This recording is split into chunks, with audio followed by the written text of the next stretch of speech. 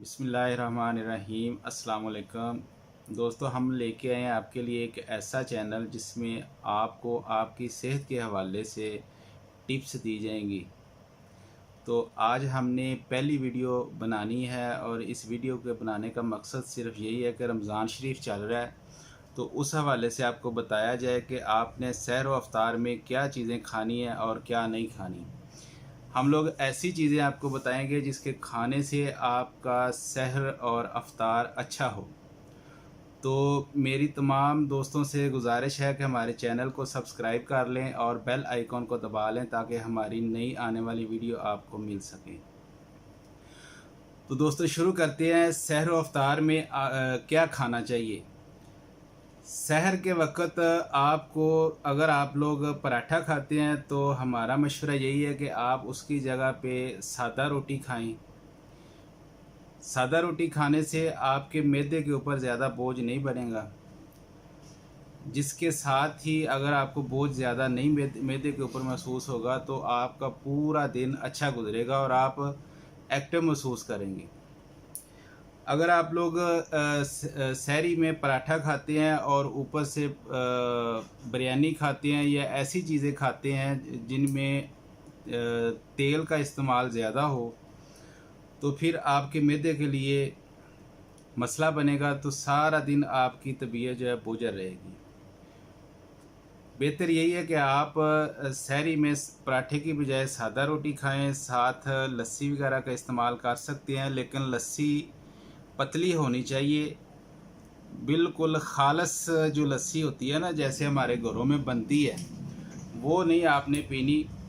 एक गिलास लस्सी का हो तो कम से कम उसमें 2 गिलास पानी के हल करके आपको पीने चाहिए। उसके साथ साथ अगर आप कोई एक सेब का दाना खा लें, कोई फ्रूट कोई भी मिल जाए आपको, थोड़ा सा खा लें तो वो भी आपके लिए बेहतर रहेगा। सहरी करने के बाद आप फौरी तौर पे सोएं नहीं, थोड़ी सी चहलकदमी करें, नमाज़ पढ़ें, कुरान पाक की तिलावत करें। सहरी करने से कम 40 से 45 मिनट के वक्फे के बाद आपको आराम करना चाहिए, अगर वो भी आप करना चाहते हैं तो। अगर आप तिलावत करना चाहते हैं तो ज़रूर करें, वॉक करना चाहते हैं तो ज़रूर करें, उसके बाद आप आराम कर सकते हैं। सहरी खाने के बाद अगर आप 2 से 3 दाने इलायची के उसे ग्राइंड करके 2-3 चम्मच दही के लेके उसमें हल करके खा लेते हैं बाद में, सहरी खाने के बाद, तो उससे ये होगा कि आपका सारा दिन हलक खुश्क नहीं होगा, आपको ज़्यादा प्यास नहीं लगेगी।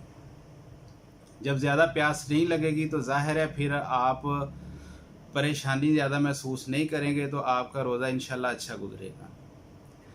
अब आते हैं अफ्तार के ऊपर।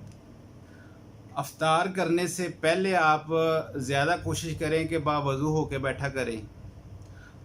जब अफ्तार का टाइम हो जाए, अज़ान की आवाज़ आप सुन लें, तो उसके बाद आप 2 से 3 अदद खजूरें खाएं और आधा गिलास पानी का पिएं।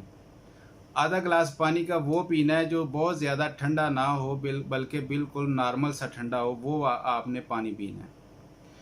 उसके बाद अगर आप सेब का मिल्क शेक बना लें, केले का मिल्क शेक बना लें तो वो ज़्यादा बेहतर है। वो भी पतला पीना आपने, बहुत ज़्यादा थिक गाढ़ा नहीं पीना।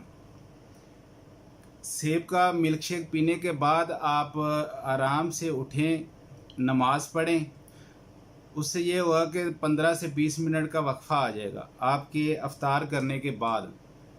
उसके बाद अगर आप खाना खाते हैं, खाने में रोटी खाएं, चावल खाएं या कोई भी फ्रूट खाएं। समोसे, पकौड़े, तली हुई जो चीज़ें हैं जो आजकल बाज़ारों में मिल रही हैं हमें, तो इनसे अगर आप अवॉइड करेंगे तो ज़्यादा बेहतर रहेगा। अगर आपका वज़न बहुत ज़्यादा बढ़ रहा है तो ये आपके पास एक मौका है कि आप अपने रमज़ान के महीने में वज़न को कम कर सकते हैं। पर उस वज़न को कम करने के लिए शर्त सिर्फ़ एक ही है कि आपने खाना इत्दाल के ऊपर रह के खाना है। ऑयली चीज़ें, जो भी चीज़ें तेल में बनी हुई हैं, उनसे परहेज़ रखना है आपने। जब आप लोग इन सब चीज़ों से परहेज़ रखेंगे तो इंशाल्लाह आपका वज़न भी बढ़ेगा नहीं, जो आपके जिस्म में एक्स्ट्रा चर्बी है वो भी आहिस्ता आहिस्ता पिघलनी शुरू हो जाएगी और आप दिन ब दिन अपने आप को सेहतमंद महसूस करेंगे।